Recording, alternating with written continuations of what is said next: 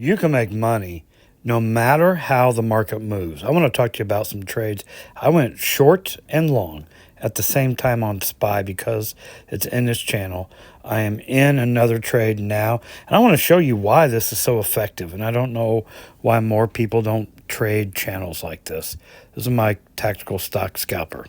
All right. So the great thing about doing a short and long at the same time is you can make money in both directions. So let me just start here. I'm using SDS for the SPY short and SPY-U, which is a 4x long. So the SDS is 2x, okay? And the SPY-U is 4x. And there's a reason why I do that, and I'll show you why here in a bit. But first, so I alerted this trade in my membership group when we got to this point right here, where I put this bubble here. You see that? We were coming up against this trend line. My thought process was we were either going to rocket out of this trend line and go up and chase new highs, or we were going to get rejected. So this is a great time when something's in a channel to go short and long at the same time. So I bought an equal number of SPY-U shares and an equal number of SDS. So what happens, we broke down from this channel, okay? And I sold the short here. Now, why did I sell the short here on that red candle where I just put that bubble? Because we were coming down to the 100 EMA, and at that point, the trend line was right on cue with that red candle. But you can see the next candle went lower and expanded the trend line. But I digress. So I sold the short there. So I made money on the way down. At that point, I averaged down on the long, the SPY-U position, and then as it went back up, we sold, and I say we, us in a membership group, because, imagine I alert when I sell and buy stuff in the membership group, and I'm sure that a lot of people sold when I did, and so anyway, so I'll say we sold the long there. So we made money from the short, and we made money from the long going back up. Now, I want to talk to you about why this is so effective, okay, when you use a 4X and a 2X. Why am I using SPY-U 4X and SDS 2X? I want my bias towards the long side, okay, because we are in a bull trend. More on that in just a minute. Let me talk about the current trade I alerted Friday. Okay. So I alerted this trade here Friday. We're going short and long again with equal amount of shares, okay? SPY-U and SDS. Now there's two things that can happen here. It could rocket up, meaning SPY-U above this trend line here and go up to new highs. This is a great thing about having your bias towards the long side when the trend, the overall trend in a market is bullish, right? So my bias is towards the bullish side, even though we are in a downtrend currently, okay? So if it rockets up from here, the SPY-U will outpace the SDS by 2 times. So there's people, I'm sure, depending on how many shares you bought in the membership group, that were up $100, let's just say, Friday when it was up to $5.99, and down $50 on the short. So they could have, I know someone I think sold the whole position and just took their money, even though, the loser, the short, was losing. The long was outpacing it by 2 times. And that's one reason why I have my bias towards the long side, because if it does rip up here, I could just sell the whole thing, take the loss on the short, but make twice as much on the long. But what I'll probably do is, if it goes up higher, okay, to new highs, I would then sell the long, average down on the short at that point, and ride it back down.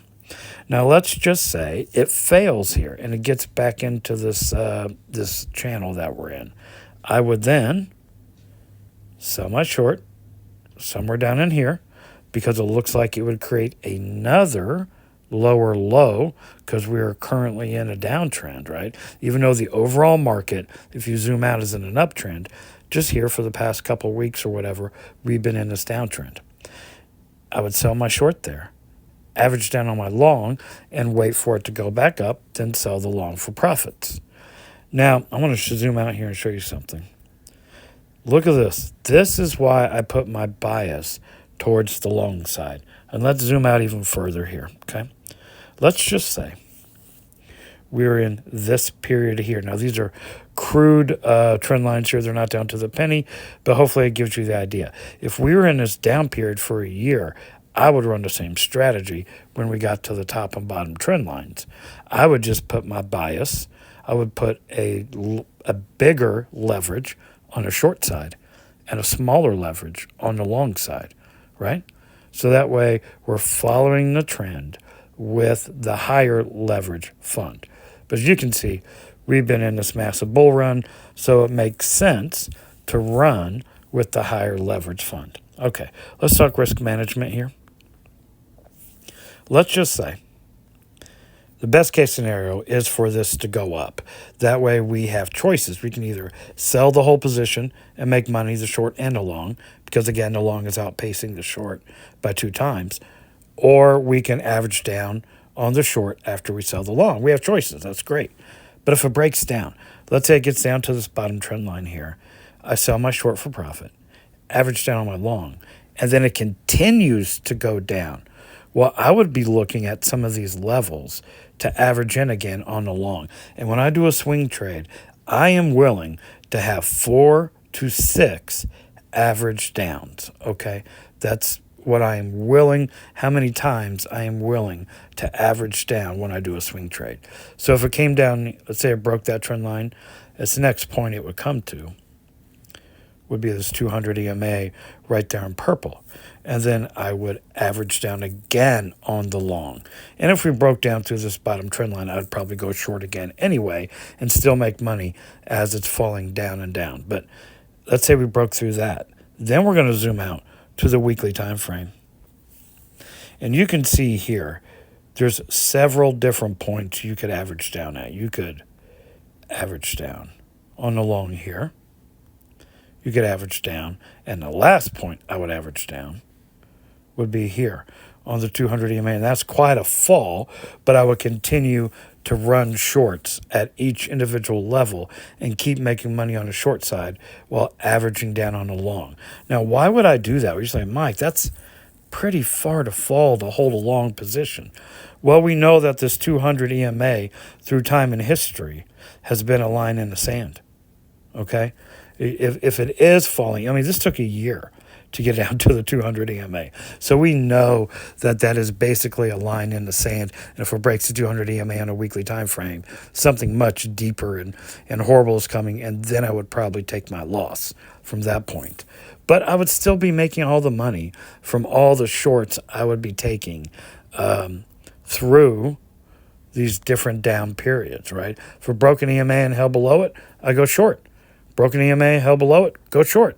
And just keep riding the shorts down and making money from those. So that's how I work this, and making money both directions from SPY.